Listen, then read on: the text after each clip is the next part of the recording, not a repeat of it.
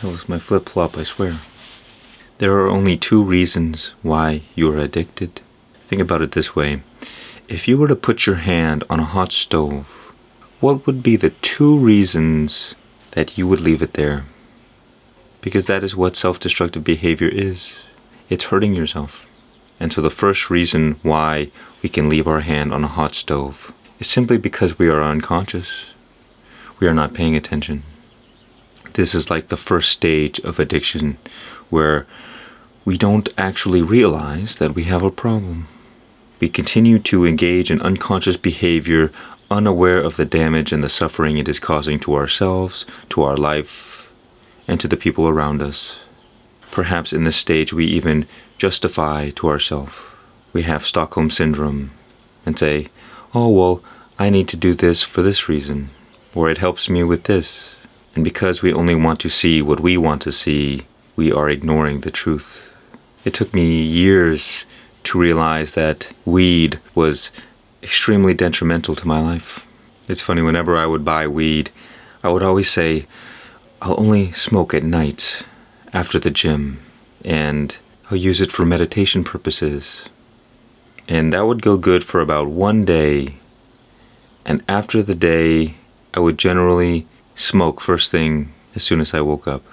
And then I justified it and said, oh, well, I'll go to the gym and have a better workout. But then you spend the whole day in this kind of haze, and you're completely disconnected from the present moment.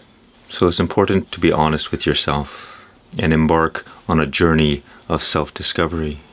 Because unconsciousness is darkness, but awareness is light. And so we cannot change what we are unconscious of until we become aware of it. We have to dive deep and look in the mirror and ask ourselves, why are we doing these things? Why do I need to rely on this to sustain my life? Because in truth, we really don't need very much to live. One thing that helps me is thinking about, well, do I really want to be a slave to this thing? To this substance or an inanimate object?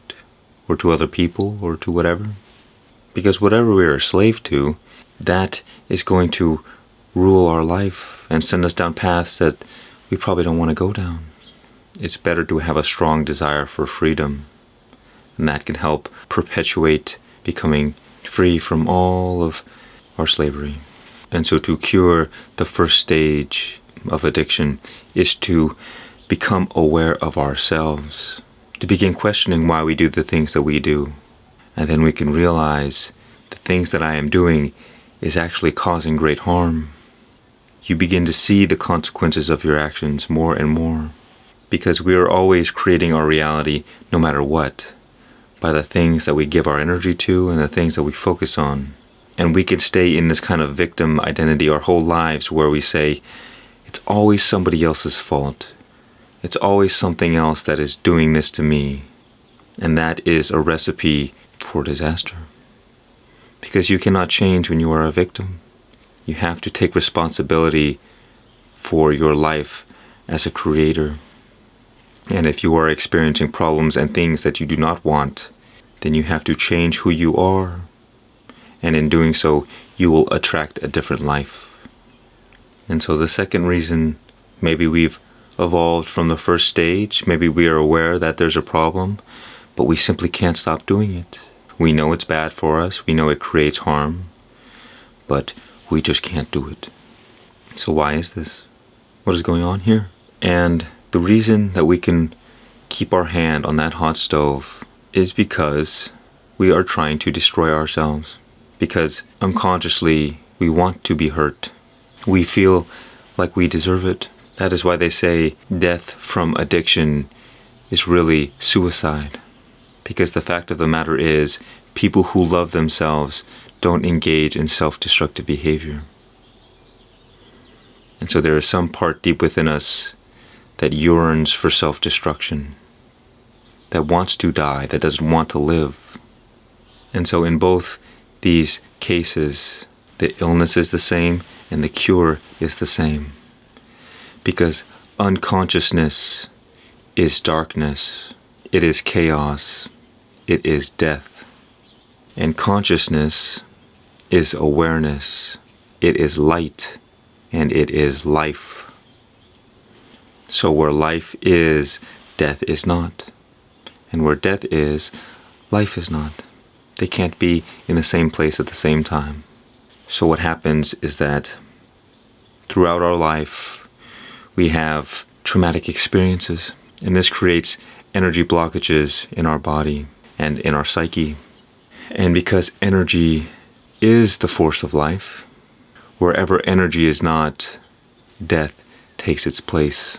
Like when you flip the light switch off and darkness is what remains. So what happens to people is that over time, their energy becomes more and more leaked by different addictions, by negative thoughts, by negative experiences. And the life within them continues to be drained. And the more the life is drained, the more death consumes them. And each step along the way, the desire for death becomes greater and greater and greater until they finally act on it.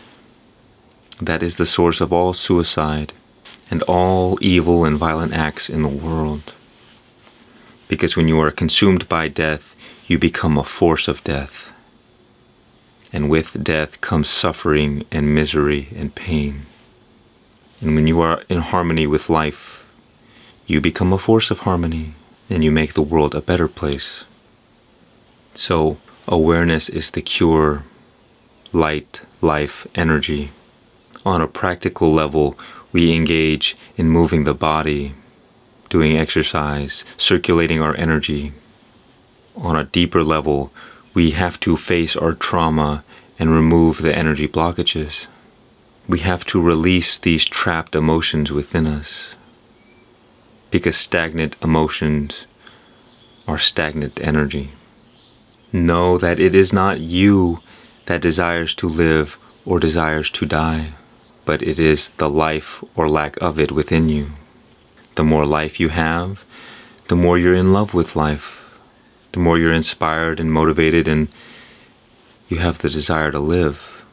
But when that life is lacking within you, then you must turn to things like addiction, self-destructive behavior, to fill that emptiness, to fill that lack, to fill that void. But the void is a black hole.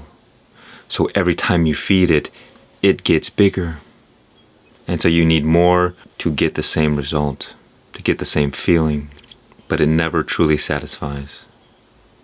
And so the only thing great enough to fill the black hole is the light. You might say God, because God is the ultimate source of life, and it is the ultimate light. So by focusing on God and yearning for freedom, you will be taken care of and provided for. Seek life, seek the light. Become more aware of where your energy is going. And remember, regret is your guideline. So all the things that make you feel bad or negative, you know that these things have to go. And all the things that you know make you feel good and positive, you can continue to reinforce these behaviors. And there's a compound effect. As you retain and gain more and more energy, you have a greater and greater desire to live and make things better. And so too, in the opposite direction, the more the life is lacking within you, the more easy it is to focus on what is negative and to be consumed by death. This light, this life, God itself, is the source of all love. And when you are struggling with self-destructive behavior, love is what you lack. And so love is the cure. Be kind to yourself. Treat yourself like a wounded child, because that is the truth.